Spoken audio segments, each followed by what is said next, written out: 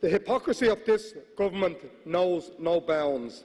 This week they announced moves to make ordinary working people wait until they're 68 years of age before they can get the meagre state pensions.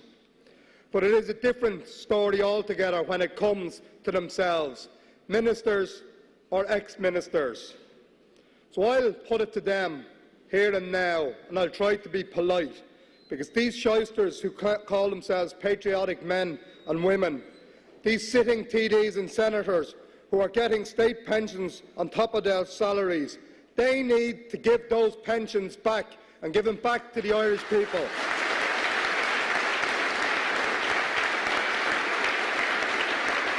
Mar hampla cárda, cad faoi iarthaoiseach Bertie Ahern. He is in receipt of an annual €98,000 state pension on top of his TD salary.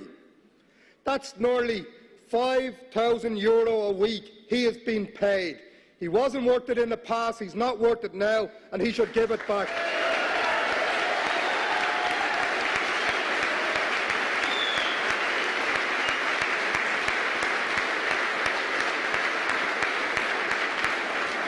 And what about the disgraced Willie O'Dea? He was forced out of office, but he also gets an annual €89,000 or €98,000. And both him and the former Taoiseach represent some of the poorest constituencies in this country. It is a living disgrace. And Máire Gagan Quinn, the state's new EU Commissioner, well, the boys got her another job, a nice cushy number in Europe, at a salary of €238,000, and she's still raking in a pension of over €64,000. That's €6,000 a week of taxpayers' money she's getting. And that's not just Fianna Fáil, it is Fine Gael as well. You need only look at John Bruton. He got a nice cushy number from the boys as well, as ambassador, the EU's ambassador to Europe, and he's getting an annual pension as well of nearly €100,000. The problem is these people need to be out of office because they haven't a clue what is going on in the real life.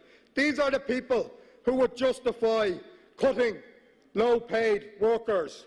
Public sector workers are also cutting social welfare rates because they believe, or they try to have us believe, that prices have fallen.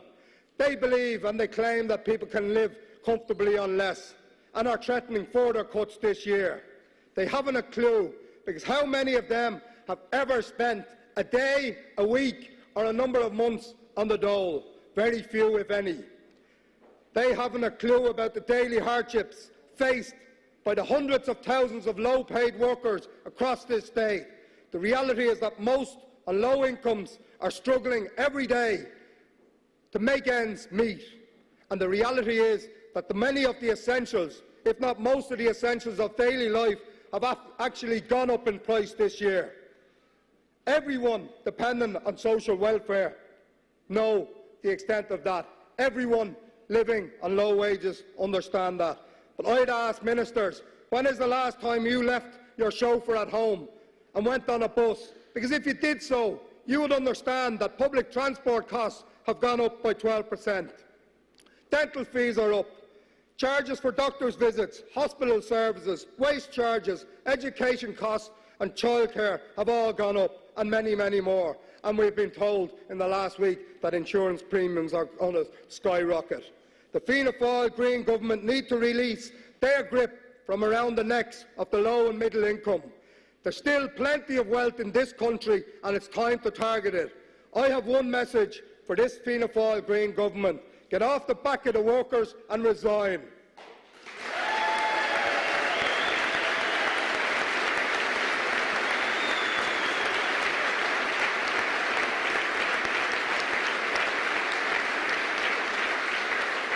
Accorda, tá sé thar amagring fáil réigleis an rialtas seo, agus ein party eile tá ag tacu le cuireatha I páid oibrithe póiríonn san Airneall fáil bilí.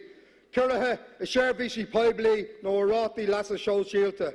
ach go hála nuair atá flúirse airgid sa tír seo agus flúirse achhaí nádúrtha. An fáib atá ann dá ghuiil sé sin ar fad is sealamh Rockmasóirí seachas sealamh an stáid. Impíonn ormhan seo agus impíonn ach go hála thar siúd atá ceart cumann timpeall na tíre. Oberling chun fáil réig leis an rialtas seo anois. Cúra maith agaibh.